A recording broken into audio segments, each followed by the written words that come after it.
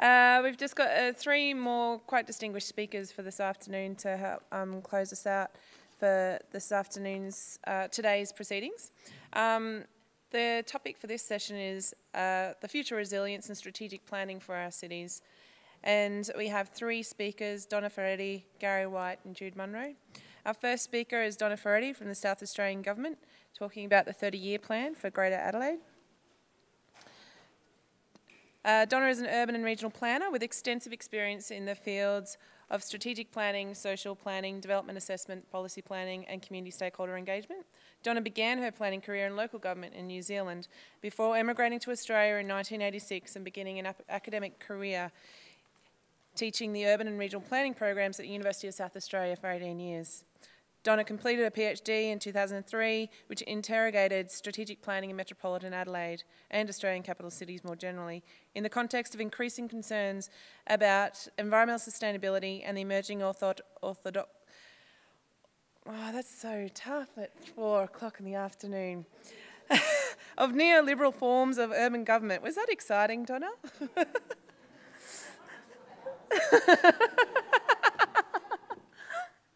So Donna will be joined GHD in 2005 to manage their planning team, during which she oversaw the establishment of an urban design arm to the business, a significant growth in revenue, as well as a number of state and national planning awards. She left GHD in 2009 to begin her own business and has recently been appointed as Director of Strategic Policy at the Department of Planning and Local Government. Donna, thank you. Apologies. Thank you very much, Sonia. I did ask that that could have been abridged, that particular bio, but there you go, it wasn't. Oh no. It's not that long, trust me. You're all a bit, it's hard to see with that light there, but first of all I'd like to thank Pia and particularly Kirsty Kelly for inviting me to speak today. This was going to be a double show.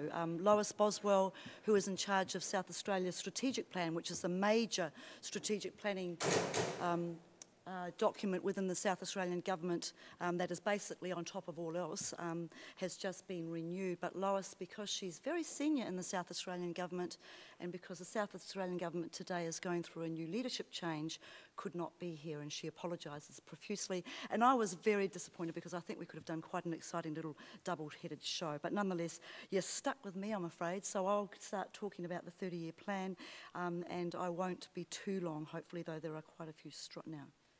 Oh no, got the wrong one. There we go. Now, contrary to, and I do thank Neil, am I being too loud or am I being heard okay? The mic's okay? Beautiful. Neil thankfully gave us a good plug by saying that South Australia's planning strategy is in fact legislated for. That is true. He then went on to say that that is the 30-year plan, when in fact that's not quite correct. The planning strategy for South Australia is made up of something like 7 volumes, one of which is the 30-year plan for Greater Adelaide, and there are 6 additional regional volumes, and that gives you an idea about what they look like as well. Since the 30-year plan was promulgated in February 2010, we have in fact also promulgated 5 of those region plans, and I'm hoping that the last one, which is the Air and Western Plan, which has just finished its consultation period, will be promulgated by the end of the year. So we would have, within about 18 and a bit months, have promulgated every single volume of the planning strategy, and that would be a very good thing. Just to give you some notes about the status of the 30-year plan, it is effectively a spatial expression of the South Australian strategic plan, which basically articulates a lot of broad-based state objectives, and the planning strategy is intended to put some space or location around those objectives. It also provides links to the housing plan, to South Australia's greenhouse strategy, as well as a number of other plans, most particularly also the state infrastructure plan. And so what we've tried to do in the South Australian Government is provide some integration and tic-tac of those various elements to make sure that on a spatial basis we get most things included. Through the legislation, the planning strategy, every local development plan, which is at the coalface, of course, of most planning decisions, has to complement, if you like, the planning, the policies and principles articulated in the planning strategy. So therefore, that gives you the link, basically, and there's a diagram that I'll show a bit later that shows that a little bit more clearly for you. The Greater Adelaide area, I always love maps. This black bound area is actually metropolitan Adelaide. The Greater Adelaide area is defined by that larger region, as you can see, that comes down here, sorry. And it also, off the scale there, is the regional centre of Murray Bridge. And the actual city part of Murray Bridge is also encapsulated within Greater Adelaide. So that gives you some context. Importantly, we have a sea there, or the Gulf St Vincent there. We have the Adelaide Hills here, which is a very important region, obviously, for water in particular. And given South Australia's, has reeled, if you like, from the effects of the prolonged drought. That area, beg your pardon, that area there is in great need of protection, and certainly our Minister is looking at providing that greater levels of protection in the very near future. By means of context, Adelaide, South Australia has quite a different urban hierarchy to Queensland and to most of the eastern seaboard. We have something like 80% of the population resides within the Greater Adelaide region. It contains about 85% of the jobs, and as you can see, it's a very elongated shape. We do get a lot of, quite frankly, some hard time from our regional counterparts who tend to say that we focus primarily on Greater Adelaide, but my response to them is generally, well, yes, we do, because 80% of the state happens to live there. But from a statutory perspective, of course, again, I would emphasise that the regional volumes of the planning strategy have just as much weight from a legislative perspective as does the plan for Greater Adelaide. Some context, and this will make some people from New South Wales and Victoria probably have a little giggle to themselves. We're anticipating something like growth in the next 30 years of 560,000 people, and that would translate to 258,000 dwellings over 30 years. In terms of the economy, we're looking at something like a fairly substantial investment into infrastructure over the next 4 or 5 years, and in anticipation of accommodating some 284,000 jobs. And in relation to the environment, we are developing a strategy that is responsive to climate change, responsive to the need to have a carbon-constrained economy, and also always aware of the fact that we do live in a state where water is a very scarce commodity. I love this slide. I call it the Holy Trinity of planning. Every strategic planning document, whether it's on a spatial basis or not, will have something that looks a little bit like this. There's the social, there's the economic, there's the environment. And it's certainly replicated in the document that the Minister Albanese released today. We have livability as a social element, if you like, competitiveness as the economic element, and sustainability, climate change, resilience as the environmental element. Most diagrams of this usually have a little space there where all three intersect. And what I would do now, if I was doing this again, is that I would allow that to happen. And in that space, I would put the notion of the compact city. Because as you will see from the remainder of this presentation, effectively all three of these elements and our policies and proposals in relation to all three of these elements effectively hangs off the desire to create a compact city. In terms of livability, let's look at the policies here. We have a fairly, what I would say, and I should say that I wasn't actually involved necessarily in the development of this plan. I came into this role subsequent to the plan's development, although funnily enough I did write the governance chapter. But these policies were developed actually some time ago. But I believe it represents quite a bold and courageous commitment to transit-orientated developments, and something like 58,000 dwellings we anticipate will be accommodated within such developments. There's a very strong commitment, and I will talk about this a bit later, about transit corridors and developing new housing within transit corridors that are close to public transport services, that are close to all the kinds of facilities that would certainly encourage a mixed-use and vibrant environment. And I'm also very pleased to say that we have a new minister from around about February, who is absolutely and utterly committed to the 70-30 split in terms of having 70% of infill development, 30% fringe development by the end of the 30-year period. In other words, we would expect that in 30 years' time that all new housing being built in Greater Adelaide, 70% of it will be being built within the existing metropolitan area, i.e. the existing footprint, and only 30% would be built on the urban fringe. There is a commitment in the plan to housing affordability and walkable suburbs. In terms of the affordability, we're tracking very favourably nationally in terms of providing for affordable housing units, and we certainly have policies in both the strategy and local development plans that reinforce that. And we also have a 15-year zoned land ready supply, basically to ensure that we keep a lid on housing prices. Now, we have here, now this will come up, this is a diagram that helps show you some of those livability policies. There is some of the broadacre land on the fringes, Buckland Park, very controversial fringe development in Adelaide, and Roseworthy, Gawler, Concordia is a major fringe area. Out here is Mount Barker, and that's another area that has just had some significant rezoning. You will notice not much down here. In fact, virtually the southern suburbs of Adelaide will have very, very little fringe development to speak of. This is a deliberate ploy. We have actually consolidated most of what was first earmarked here in a fairly scattered spot into the Mount Barker region so that we can retain the integrity, if you like, of the Adelaide Hills, and we can stop scattered or splattered fringe development through our key watershed areas. And I'll talk a little bit more about new initiatives in relation to the northern part of Adelaide. I'll come to that, Jude. Very important. In fact, it's a very important initiative that is currently with our Parliament, and I'm very proud of it. Oh yes, don't you worry, I share your concern.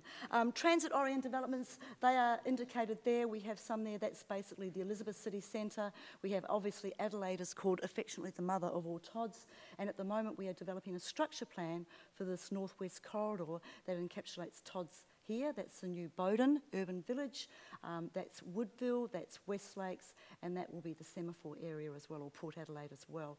And also these transit corridors that you can see marked in the yellow are going to be key areas where we'll be anticipating much more consolidated urban development in the future. New employment lands. Adelaide has a large area here of employment lands. We intend to consolidate that because of its links, obviously, with the Adelaide Port, and also because our Department of Transport has developed quite a significant transport infrastructure that links Adelaide to both the eastern seaboard and also to the north, and that makes sense, therefore, to consolidate that area as an economic corridor.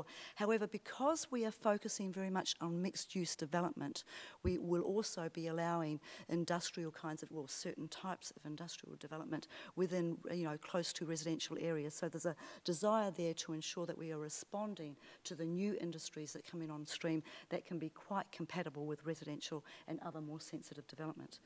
And as I've mentioned, the transit corridors are something that we also want to emphasise. In terms of the competitiveness side of things, we're planning for high jobs growth and something like 284,000 additional jobs. This is on the back of primarily the defence sector and the mining sector. Many of these jobs will obviously be located in metropolitan Adelaide as well. And I just mention, we have from our regional partners often talk about how with Roxby Downs just recently been approved by our former Premier, that all the miners will want to live in the regional towns of Whyalla and maybe Port Lincoln and Tumby Bay and Woodner, and everyone will be coming to these areas to live. The evidence is very, very clear, especially from Western Australia and also from Queensland, that that's highly unlikely, that many of the mining people are likely to be living in metropolitan Adelaide. They'll probably want to live very close to the airport, which means Glenelg will be quite a likely location, and I would hazard a guess that a great majority will want to live in Melbourne and Sydney rather than Adelaide anyway.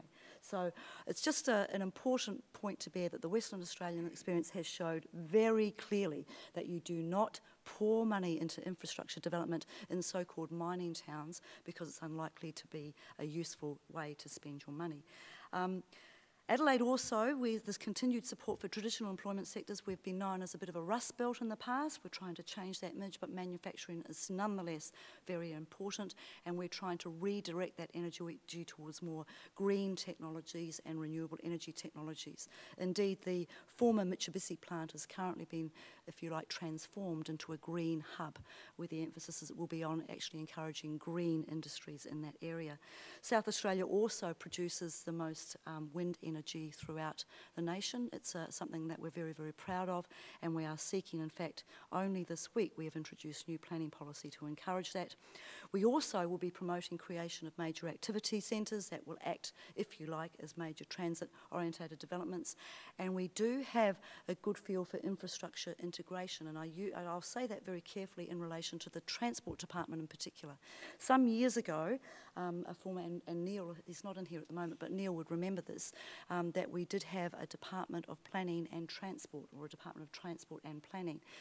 Di Laidlaw, the Minister at that time, showed quite some great foresight. I think she was quite maligned at times, was Minister Laidlaw, but she actually showed some vision in bringing those two departments together, and it's only now that we're realising the advantages of that, because the relationships have been established, and the relationship now that we have with our Transport Department is really, really good. And I used to be a vehement critic of our Transport Department in terms of I used to describe them as a bit of a dinosaur department, but I have to eat my words now, and I'm very happy to do so, because our relationship with the department is excellent, and much of where we are earmarking new infill development, Transport already has budgets to ensure that there are strong public transport services, tram lines and the like are in the transport budget to ensure and support that happens. So that's been a really important development, and it's come about not immediately, it's come about over a period of time where relationships between agents and government can bear fruit.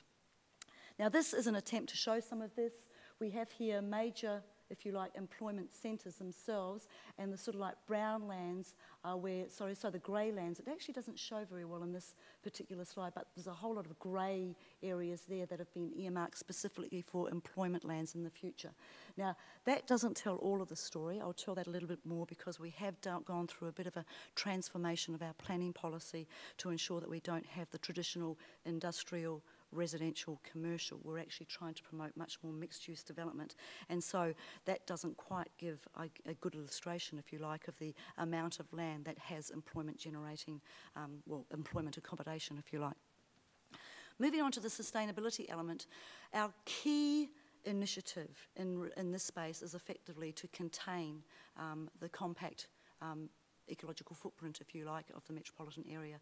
We have, and I'm delighted to say this, we have a minister that is totally committed to this. He is absolutely enthusiastic about ensuring that the objectives of the plan are going to be realised, and this is the key element of it, to basically create a much more compact urban area to prevent urban sprawl and ensure therefore that we are promoting sustainability objectives, we're reducing the need for car use, etc., etc. And on the other side of that equation, of course, our former Premier certainly championed, if you like, renewable energy, and as I mentioned before about the wind farms, more work is being conducted in that area to ensure that we do become a state recognised for wind farm investment.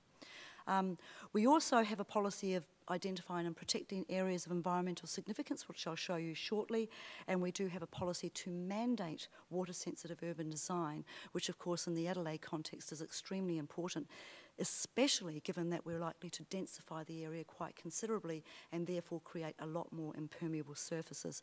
And so there's a whole lot of techniques. The Water Sensitive Urban Design Manual has been developed, and now we're just working through the process of how we actually embed that into planning policy. In terms of what that looks like, those green areas are all the areas of environmental significance that have been designated, and that development will not be basically allowed in the future. In addition, we have also laid aside something like 375,000 hectares of primary production land, and I've got a little slide a bit later on to show you about that. The key question, as Neil alluded to earlier, is it's very easy at a strategic planning level to say, yes, we want a sustainable city, yes, we want a productive city, yes, we want a socially inclusive or livable city, if you like. No one's going to disagree with those mantras whatsoever. Where you'll get disagreement is how you achieve those objectives. And so we've devoted a bit of attention to that now, and we are working through that now and actually recognising what some of the hurdles might be. But our key mechanisms, if you like, come down to these elements here. We have a structure planning that is going on at the moment. We are working with local councils and with all government agencies to structure plan large areas of the city that then get more detailed planning to occur within them, but it basically allows us to see where we can actually put residential development, where we can put mixed-use development, where, how that tic-tacs with the infrastructure needs, etc., etc. And we're just about to release an inner rim structure planning, which is basically all of those areas that immediately adjoin the Adelaide City Council core area, if you like, and also, as I mentioned earlier, that northwest corridor. Zoning policy development is another key mechanism that's also related to structure planning. We, at the moment, have something like, across all of our development plans across South Australia, something like 670 zones, individual zones, which is a nightmare. That doesn't even actually tell you how many policy areas they are within all of those zones as well. We have an objective, a rather lofty one I might add, to try and rationalise that down to about 30 zones, full stop. So we are in the process, if you like, of absolutely transforming our planning policy library. We've completed stage 1 of that process, which I'll show you a few slides that illustrate that, if you like, that are primarily aimed at facilitating infill development and mixed-use development within transit corridors. So that process is happening. We're about to embark on stage 2, which is about consolidating all of the residential and general urban zones more generally. And stage 3 will look at those kinds of zones that concern NRM, that concern environmental, agricultural, primary industry kinds of zones as well. The precinct development and guidelines is a more fine-grained level. Within structure plans, we're going to be identifying particular sites, if you like, for more intensive forms of higher density development, and they will be subject to a precinct development process. We're developing the guidelines for those precincts as we speak. With the IDC, that represents the Integrated Design Commission. The Integrated Design Commission is a partner with us, if you like. They have been great in assisting us with our policy development, and also they will be great with the precinct development as well, and we're certainly tic-tacking with some of the initiatives that they're taking on board at the moment. And I'm sure, David, you'll be pleased to hear that. The only issue that we potentially have with that is we have a Commissioner for Integrated Design who is enormously enthusiastic and probably bites off a little bit too much at one time. So we're hoping, we're just trying to say, okay, Tim, just take it easy a little bit. But we're going very well in that space. This is how it looks diagrammatically. You have structure planning there, which obviously will be informed. Well, the planning policy will certainly help to inform the structure planning. It comes down to a more detailed spatial precinct development. At that stage, the government agencies get out of the equation, unless we get a development authority in the near future. You didn't hear that from me. And there, the development takes place, and at that time, the developer does all that kind of work, lodges their development application, and then there is assessment kind of process that takes place either through councils or through the State Government Development Assessment Commission. So that's that very briefly. I want to show you now some of our planning policy modules, the new ones that have just been created. This is our urban core zone, and the idea there is to, if you like, encourage the development of this kind of development. Now, those of you in the Eastern Seaboard would probably think, well, that's kind of like normal. Within Adelaide, we've got enormous resistance from the community about their fears of high density development, including developments that might take the form of only 4 stories. And we've had to deal a lot with that kind of attitude. It's going to require a significant effort, I think, in terms of not just community education and community engagement, but also to allay the fears that people have about these forms of development as not being particularly good for bringing up families, etc., as well as that deep cultural values that we have as Australians to have a single dwelling on a detached dwelling on a single block. I've always said in presentations such as this that I blame Hugh Stratton for all of that, but I mean that very jovially. I don't mean to be mean at all, but certainly those kinds of discourses that were promulgated in the 1950s have certainly left their legacy, and it certainly applies in terms of car use as well. And there is some effort involved in trying to change those kinds of attitudes. And part of that we're dealing with is actually developing some sophisticated visualisation kind of packages to actually show people what these kinds of developments are likely to look like. Another major new zone that we've just created is I think this one's the suburban corridor, urban corridor zone, which is where we anticipate far more mixed-use forms of development. Again, these are the kinds of developments that we would expect to actually see promulgated in those areas. Moving on to, we also haven't forgotten the suburbs, suburb activity zone, which would also have reasonably medium density forms of development. So that are the kinds of things that we want to see more of within the Adelaide context, and I believe, in my view, it's long overdue. Moving on to the targets. Now, at the moment, we have finished the first report card, 30-year plan report card, on the plan for Greater Adelaide. It has been signed off by our Deputy CE. I'm not sure whether it's been signed off by our CE yet. The Minister hasn't seen it yet, so what you see in the next couple of slides, you haven't seen, okay? Or you have not seen it from me. So I need to be a bit careful here. So and that's it. I just want to give you an idea about how we're dealing with these targets. The criteria were that they would be measurable. We've since found, actually, of the 220-odd targets, not all of them are measurable, that they could be regionally distributed, that they are linked certainly to the SASP, or the South Australia Strategic Plan, and that they are able to be monitored and reported on. And the report card that I've just signed off on certainly does that.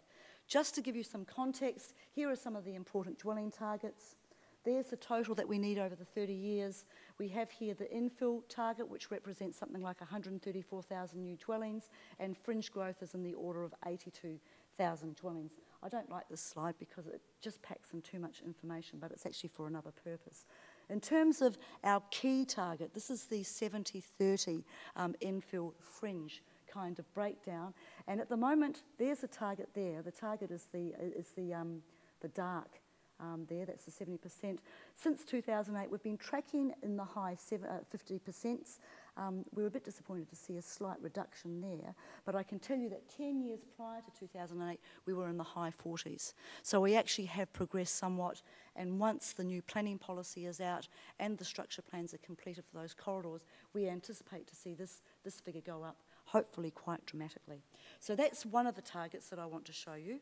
Another one is the actual total number of dwellings that we need to produce each year. With the 258,000 dwelling target, we need to produce something like about 10,000 dwellings, just over 10,000 dwellings per year. We have been tracking just over the 8,000 mark, although we have seen in these years significant drops, which are a tad disturbing, although that one could be contributed to the uncertainty in the global economy at the moment. But once again, once we get some of this planning policy up, we're hoping to ensure that that gets up a little bit further. But there's some work to be done, obviously. We're saying at the moment that we're on track on this target, but the more pessimistic of us would probably say that we're not quite there yet, and I'd certainly agree with you on that score.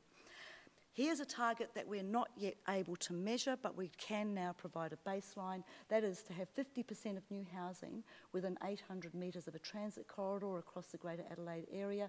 At the moment, we've got something like 37.5%. So that will be our baseline, and we will track that over the course of 30 years, and we hope that it goes up that way. And actually exceeds the target. And this is the final one I'd like to show you in relation to the protection of agricultural land. The brown areas are the areas already zoned to be protected as high-value agricultural land. Our primary industry agency, PIRSA, has identified in blue additional areas.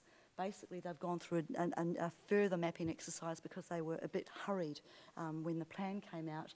And we'll be looking at those, given that the plan's already basically gazetted, we will be looking at these additional areas on an individual basis as councils put in their proposals for development plan amendments. So that's basically the protection of primary production lands. And Jude's comment before, there, see these purple areas? We have legislation that is sitting in Parliament right this moment that protects these areas and actually protects them very strongly from further residential development. In January, I think it was, the Premier announced very strongly that he didn't want the McLaren Vale or the Barossa Valley to become suburbs of Adelaide. Minister Rao, our planning minister, took that up with gusto and basically asked us to start working on developing protective legislation for both of these areas. We have done that, and we can now, this bill is now out on consultation to protect something like over 140,000 hectares in the Barossa Valley, and about, I think that's about 70-odd thousand hectares in the McLaren Vale. In South Australia, our planning policy does not provide for prohibition. What the bill does is provide for prohibition of a number of land uses, in particular residential subdivision in these areas will be prohibited under the bill if it passes Parliament as it currently looks like, and also what's said as inappropriate industrial development. The Minister's very happy to have wineries basically have sort of like industrial uses within these zones, but foundries and the like would be the kind of things that the Minister would see to be as inappropriate. What that does, of course, it really emphasises the importance of containing the built-up area within these constraints. So we have to get that 70-30 infill fringe development right. I think we're pretty well placed to be able to do so. There's an awful lot of work to do so, but if we are serious in our attempts to create a climate change resistant city, we simply have to do that. So that's basically it, folks. And these are the key strategic issues that we've identified, but that's just additional stuff. Look, I'll go back to that. The provision of coordinated infrastructure, I'll just say one thing about that. Our Minister has also started to make some rumblings about that and has decreed basically that all our agencies, other sister agencies, have to ensure that in their capital and operating budgets they have clearly identified monies to support the development of transit corridors. And when our Minister talks about infrastructure, the first thing he says is education and hospitals, and I just think that's fantastic. Importance of quality public realm development, and that's where certainly the work of the Integrated Design Commission has been really important.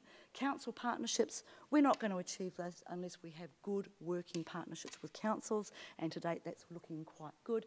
And also, and I use the word engagement quite deliberately. It's not about consultation, it's about properly engaging with the community to ensure that they are not struck with fear about the likelihood of having higher density development in around normal residential areas. And certainly that latter factor, protection from urban sprawl of key areas. So that's it. Thank you very much.